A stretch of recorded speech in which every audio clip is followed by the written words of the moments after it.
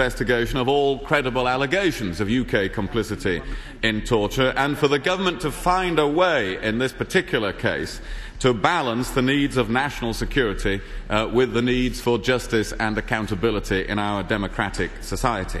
And we therefore welcome today's judgment, which upholds the principle of control and the need for openness in this particular case.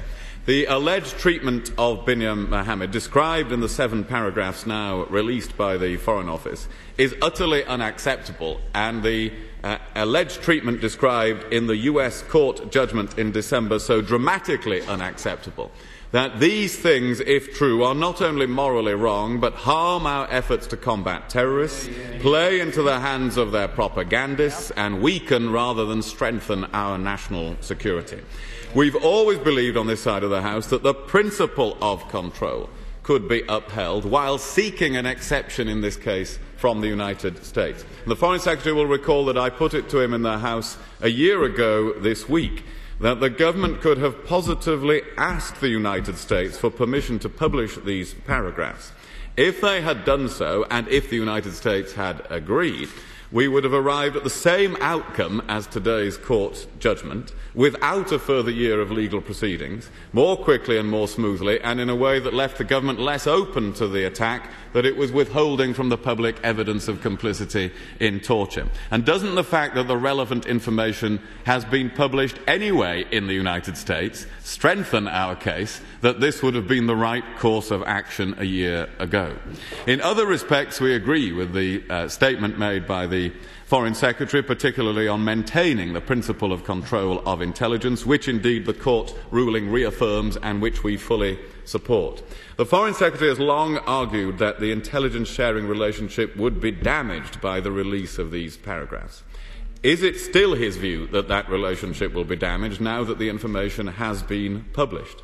Can he say whether there are any other cases pending involving allegations of torture in which he expects the principle to be challenged?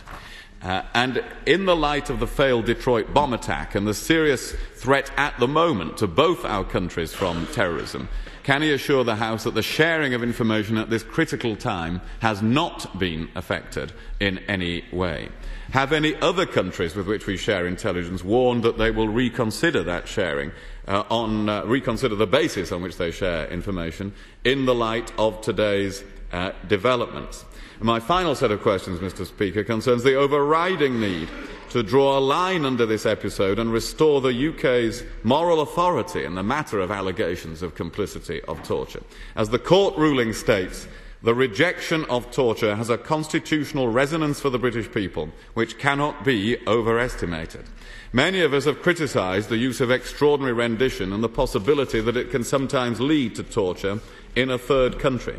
The court ruling in the United States, which was decisive in making the Court of Appeal here change its view on publication, states unequivocally that as a matter of fact, Binyam Mohamed was tortured over a period of 2 years. Is this a statement the government now accepts? The Foreign Secretary has confirmed that the police are currently investigating possible criminal misconduct in the case of Binyam Mohamed.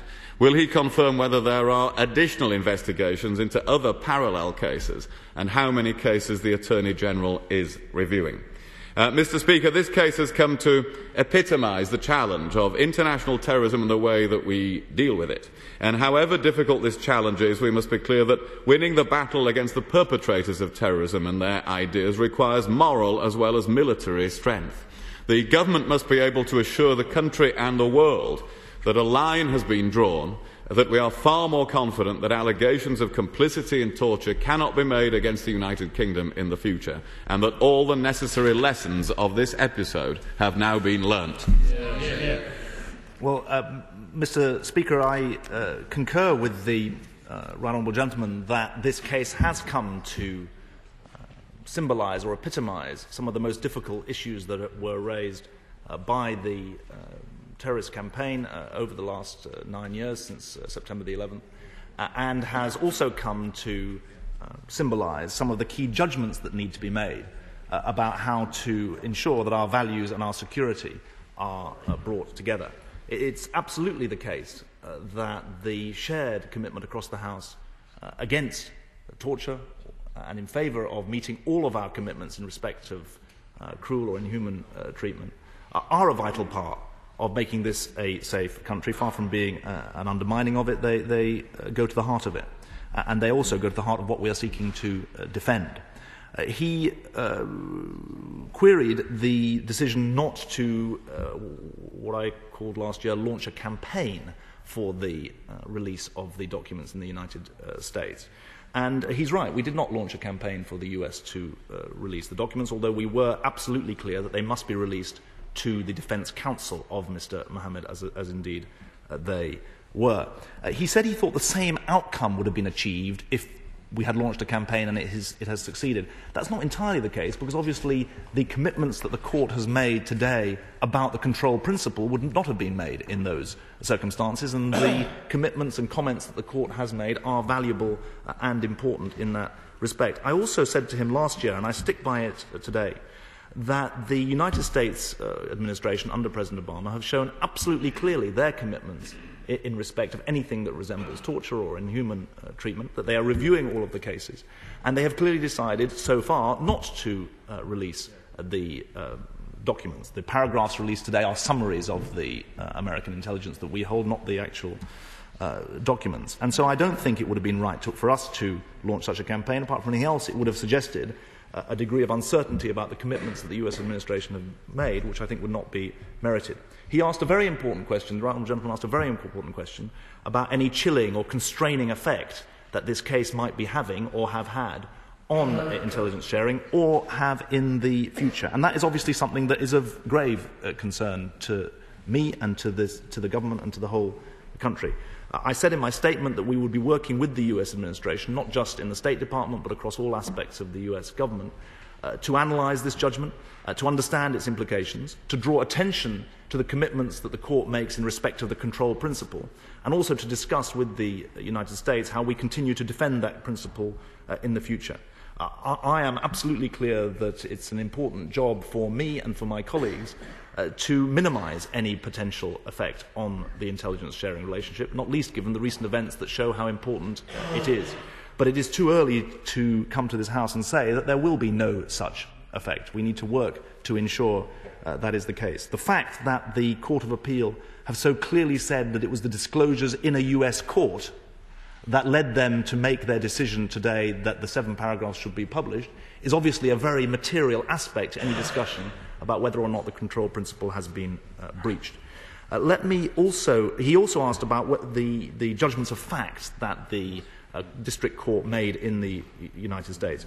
We await the US government's view on whether they are indeed matters of fact. They have not yet corroborated that or committed to that.